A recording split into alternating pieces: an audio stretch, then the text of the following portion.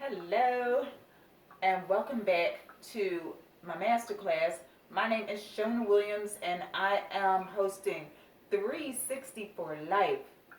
These episodes, these instructional or tutorial videos are designed to help you understand how to prepare healthy, delicious meals straight from your garden or straight from the produce section of the grocery store.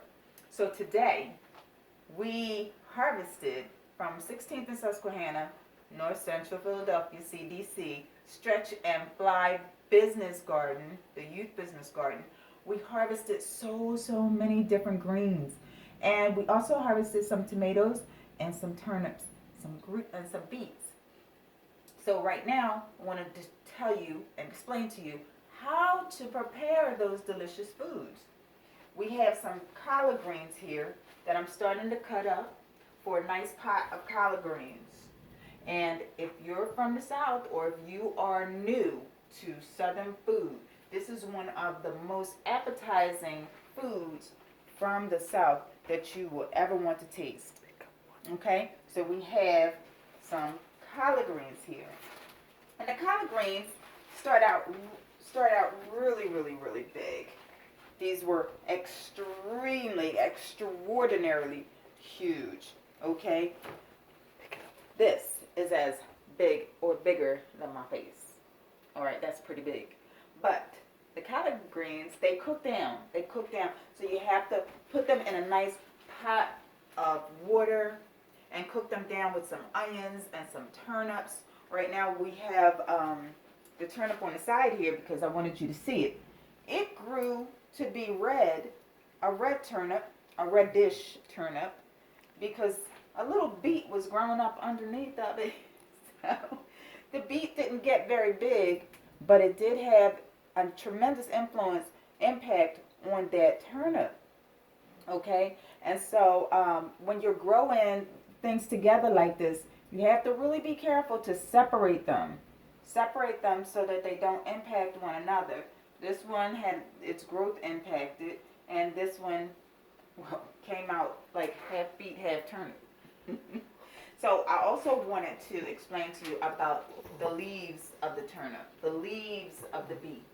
They're edible, and you can either use them in a salad or you can saute them. So I'm going to take this turnip and I'm going to cut it up. I'm going to leave these leaves on the side for my saute. And I'm going to take the turnip and just cut it up, you know. See that? Beautiful flesh inside. And as you cut, you want to use the knife to cut. Not necessarily saw, but use that knife and use some of your leverage so that you don't hurt yourself.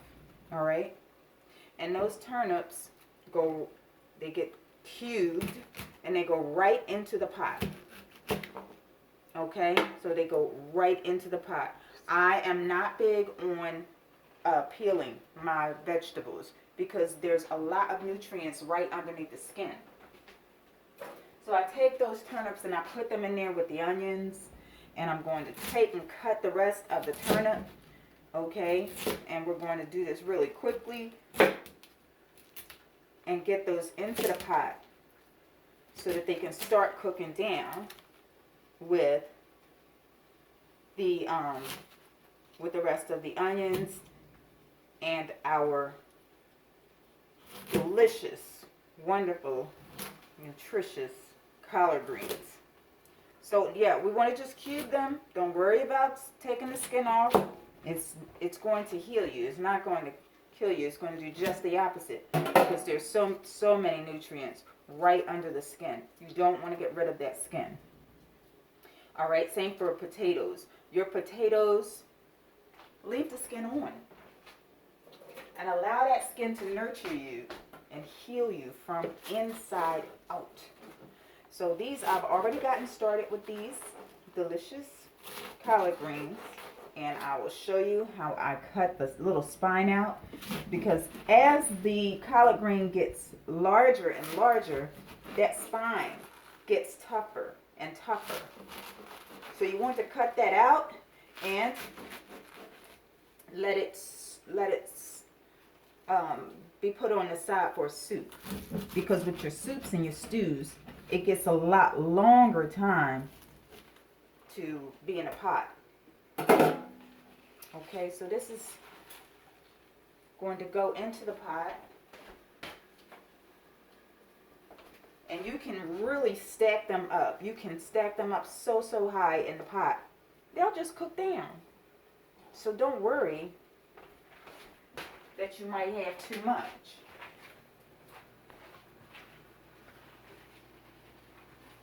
Because as time goes on, they'll just cook right down. And you find you have just a little bit, a lot less than you thought you did. And everybody's going to be coming back for more, and you're not going to have any more because you didn't make any more because you thought you had too much. So make as much collard greens as you want, and then add 10% more because you will not be disappointed. Okay, so we have a little teeny cutting board, so we want to be careful we don't damage the surface. And we want to be careful we don't damage our fingers either, so leave your fingers curled up. And you want to leave them away from that knife, the edge of that knife. And try to make sure that you're cutting them in bite-sized pieces. Because it's nothing worse than seeing somebody at a table with your food hanging out their mouth. So bite-sized pieces is wonderful. Alright? And so we have that done. And we're going to move on really quickly to the next part. Because we are ready to get the next one on.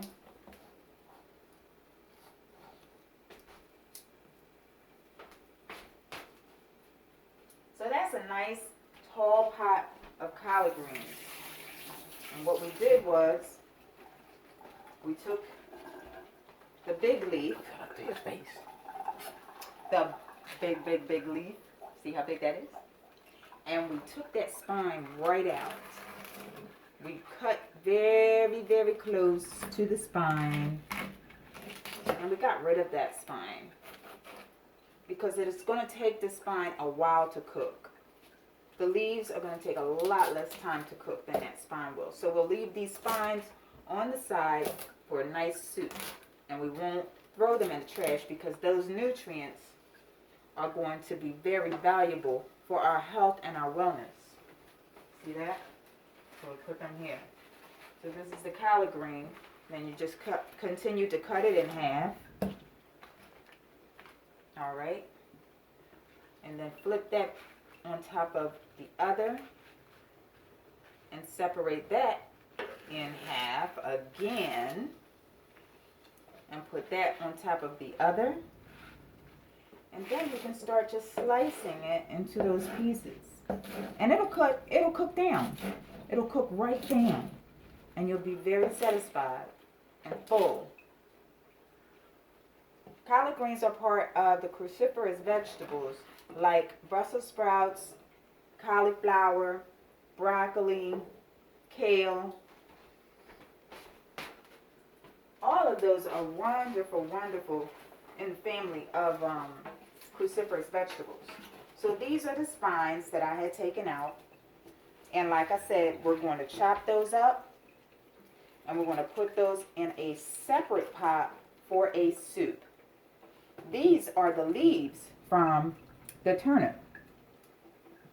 Okay, and these leaves are going to be used in our saute, which we're moving on to right now. So, we cut these leaves up, and don't be embarrassed about your little brown leaves. They are very healthy, a lot healthier than a lot of the stuff that we're eating right now. So, don't worry about little brownish leaves. Eat them. They're your friend. Okay? You just keep cutting those stems up. These stems are small, so these can go into your pot and be sauteed with your other green leafy vegetables. And you can do mushrooms. Here we harvested these also. They had some of these growing. Beautiful green leafy vegetables. great for sauteing. And we have a little olive oil in the pot here. So we have a little olive oil here ready to go. And we're going to put that on. How much? Just probably about a tablespoon or so of olive oil. And we have that on. Okay. And you just chop up your vegetables.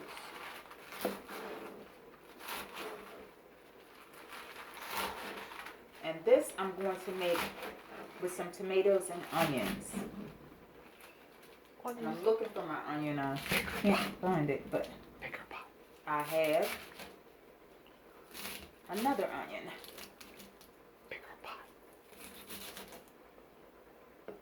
That I will certainly use it for. Okay?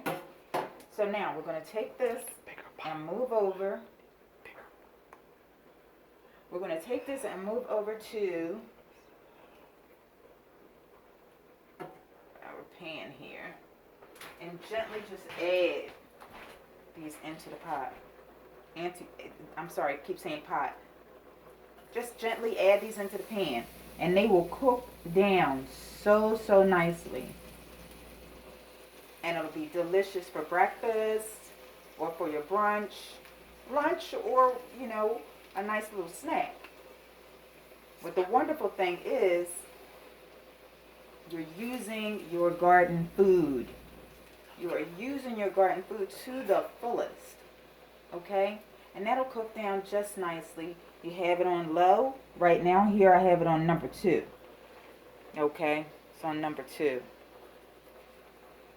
And then you just take your tongs or your spatula and you turn that over. That'll cook down. It'll cook down into nothing.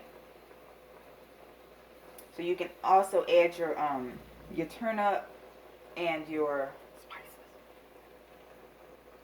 Your turnip and your onions and your spices and things like that to the pot to the pan as it gets ready to heat up and get hotter and hotter. Alright, so we have these. Waste not, want not. Throw that into the pan.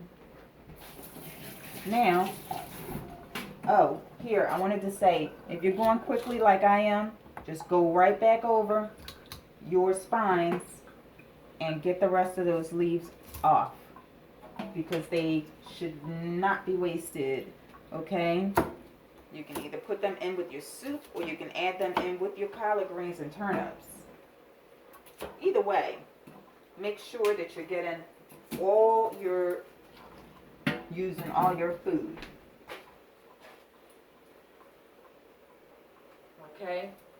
Now what you have to do too is, this is a wonderful knife with a little fork at the end that you can use to stir your collard greens. You want to get the ones off the bottom. And like I said, we filled that pot up. Right now, it cooked down to about half of the pot. So it's ready for more. It's ready for more action. Okay? And you want to get as much in there as possible at the same time. At the same time. Because you want your food to cook at the same at the same time. You want your food to cook. You don't want half-cooked food and then the other's not ready. Or fully cooked food and then part of it isn't ready to eat. So you want to make sure you're moving as quickly as possible, and you get that pot filled right back up. You get that pot filled right back up. And these are really, really big leaves, so you want to give it lots of time to cook. Lots of time to cook down. So these come out nice and tender and delicious. And as they're cooking, you add your spices. Now, I like to add my spices like onions and turnips have a wonderful flavor, but I'll add some onion powder. I'll add some salt and some pepper Himalayan salt is the salt that I use on a regular basis. But you can certainly use Himalayan salt, use the Celtic salt or the sea salt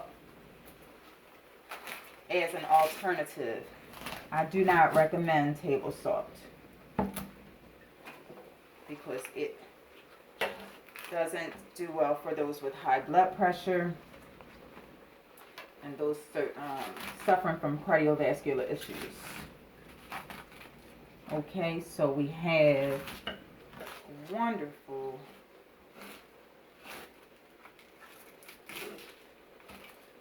strips of collard greens, and get those babies right in there and fill that pot right back up. And then after we fill it up, we're going to turn it so that the fresh leaves will be on the bottom.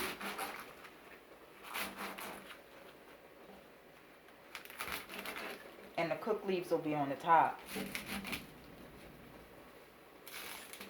Share the pot. Share the love. That's what I see. Share the love. Okay. So here we go. And with our second batch. And we are moving. We are moving. We only have a few more left. You want to get as many started as possible so you can do it at the same time. Your pot you'll fill that pot up and then it'll cook down, and then you fill it up the rest of the way. And then you plop it over so that the fresh leaves are on the bottom. And you want that done as quickly as possible. So here we go with the last of these babies. Now, but it's not all of it in, all of it in, all of it in. And these are organic, if I didn't say so before. There have been no sprays, no pesticides, no anything like that added to this garden. So, the North Central Philadelphia Community Development Corporation has this program. The program is designed to help the youth and empower the youth and to help them to understand what sovereignty is about, land sovereignty is about. So what we want to do is we want to teach them how to raise their food as fresh as possible, okay? And how to eat from the land and let the land restore their health and let the land restore their wellness. So we don't put any sprays or dyes or pesticides or anything like that to contaminate it, because this is the gateway to health and wellness. It's also the way that they're going to feed their families as they grow. So they feel very, very confident, very, very empowered growing their own food. So now that we've added the fresh leaves, we want to make sure that we're turning them. And here, my mom gave me a set of tongs instead of using that knife. So I'm going to try it with the tongs to turn it gently so that the fresh leaves are on the bottom and the cooked leaves are on the top. All right. If you want to come over and see that, from all that I just put in there, it's still cooking down really, really good because that pot is nice and hot. It's going really good. So now I'll put some seasonings in. I'm going to put in some garlic powder. If you have fresh garlic, then that is much better. You put some onion powder, about a tablespoon of that, and then you put in some oregano and basil, whatever you like. But I encourage you to use seasons separately, not the seasons that are pre-mixed. because in a lot of cases they'll add salt to those pre-mixed seasoned spices. So we want to make sure we are in control of the amount of salt that's going into the dish. So here I haven't added any salt just yet, okay? But no worries, it's coming. Himalayan salt, you have to grind it up. So I have to do that separately because you don't want the steam to get into the bottle of salt. Okay? You don't want your steam to get into your salt because you know what happens. It starts to clump it up. Okay. So now we have that going. We also want to make sure that we are turning over our sauteed vegetables. And at the end of this saute, we're going to add some delicious tomatoes straight from the garden. You might not think that you're supposed to heat up tomatoes, but I tell you, at the very end, you heat up those tomatoes and put it in with the saute. It is an amazing flavor. So here, all those greens that I put in, you see how well they just cook down to almost nothing here? So you always put in more than you think you need, so you know that you have enough. And then you add your seasonings. How much?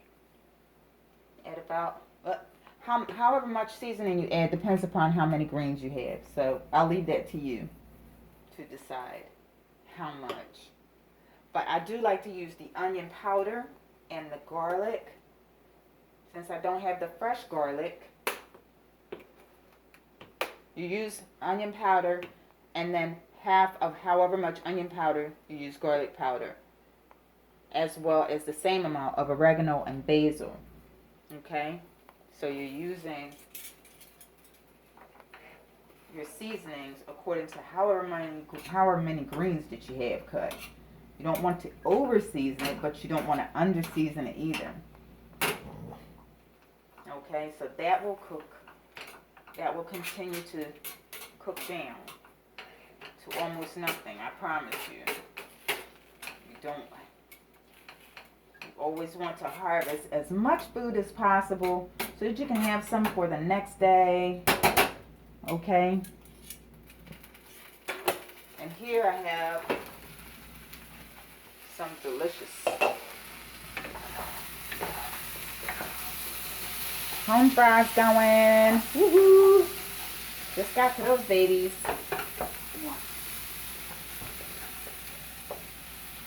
These are all seasoned up and just about ready to go. I'm going to take those out of the fire. Make sure. Oh, don't go away. At this point, we had oil in the pan. Then we did our onions, put those in there. Now it's time to put a little water in to the pan and cover it. And they will just absorb all of those wonderful flavors from the seasonings. Let's see if I can add some seasoning to this. I will add my garlic powder, my onion powder, and if you can realize it or not, the garlic has smaller holes, so you use less of it than you would the onion powder. And you put some oregano, delicious oregano and basil. It's gonna be slamming. That's gonna be really super delicious. Okay. So you take and you just stir that in. Some people cannot eat salt. So you just want to make sure that you're watching out for your company, watching out for your health and wellness of the guests that are eating your food. And you can always put some salt and pepper on it later. So I turn that off and I put some water in, and now that's just absorbing the flavors in that water that I just put in. So here we have also harvested some kale and some Swiss chard. So this is the kale, okay? This is the kale, and this is the Swiss chard. The Swiss chard is beautiful, and you can know this Swiss chard by its really, really colorful stems. Sometimes it's colored, sometimes the leaves are also colorful, but the stems will definitely have that color. Okay, so we harvested lots of that. Okay, we harvested lots of that. I'm not going to worry about these leaves being a little brown, because a lot of stuff that we eat are a lot worse than eating this. This is good food. Okay, so you want to make sure that you're using all your good food to the fullest. This, what I wanted to tell you, these are two different types of kale. Okay, this is called Tuscan kale or Lacinato kale, whereas this is flat leaf kale. Okay, but they're both kale. They both have a role to play in a kale's life.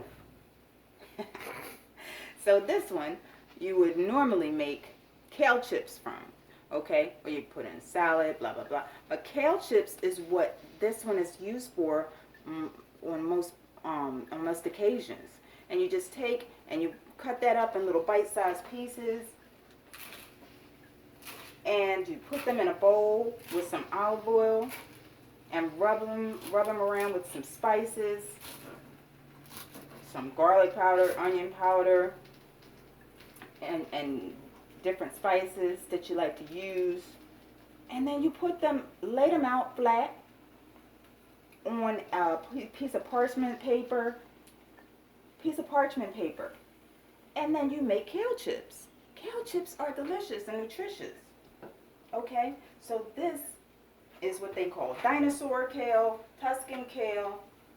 You make your kale chips. We're going to make some kale chips out of that. We're going to put them in a bowl, and we have plenty of them. They're in here somewhere. Okay, here they go. So we're going to have plenty and plenty of kale chips. You see all of these dinosaur kale? We have a lot of them. And we're soaking them right now so that we can go ahead and cut them up, put them in a bowl, and have them a little bit later. You just bite size, just cut them. Or even if you break them, you just want to have those kale chips in your life. They're delicious.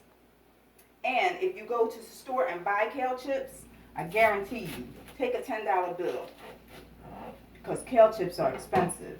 This is coming straight out of your yard, straight out of your garden.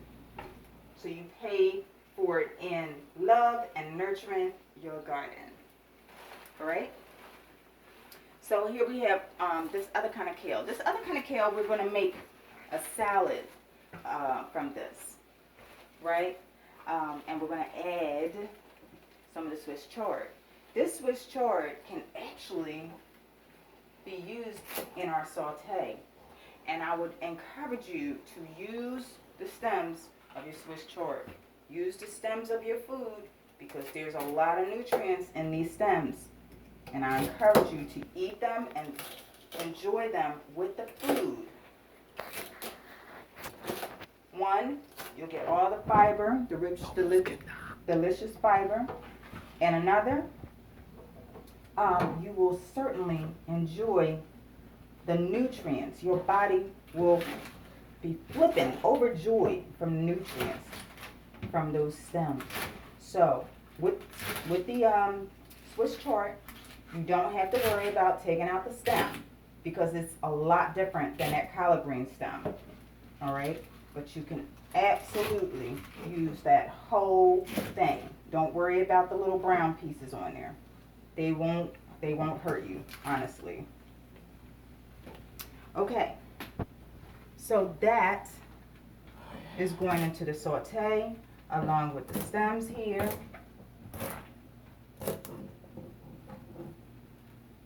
I'm just going to turn that over into that saute that we have going. And then the rest of it, I'm going to put into the salad with the kale. Now, the kale salad is going to have olive oil, lemon, avocado, apple cider vinegar, so many different and delicious ingredients in it. And we're going to cut it up very, very small because kale is hard. Kale is a lot harder than Swiss chard. So you have to really use your apple cider vinegar and allow it to soften it up. And you have to really cut it up into small bite-sized pieces, that kale, okay? So that it can be used raw. Raw or cooked, kale is an absolutely delicious part of your meal plan. And we'll also be putting some onions into our salad. So that is going to be it for today. I think we are out of time. That's it for today. We're going to make the kale salad and the Swiss chard on another video. In the meantime, go and harvest your food and use it to your advantage. I'm going to cut up these little tomatoes here and add it to. I'll see if I can just get a little bit more time on this video. Cut up these tomatoes, and these are fresh from the garden. We're going to add these babies right to our saute. It's going to be so delicious. So you just cube them, or you can just have the whole thing just like that. Okay? And sometimes you'll get some tomatoes that have had too much time on the vine and they want to bust. So you just cut that out because that's really hard.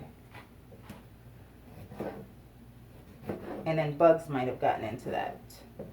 So you want to cut that off. And then just slice your tomato. Dice your tomato and add it right into your pot with your saute that you